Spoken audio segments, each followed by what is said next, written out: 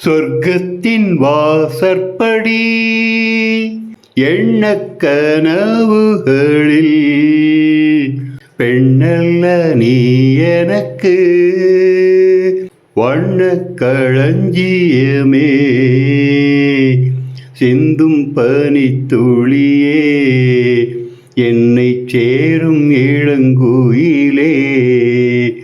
உன்னாலே உண்டாகும் ஞாபகங்கள் ஒன்றிரண்டு அல்லவே கண்ணாலே நீ செய்யும் மாயங்களை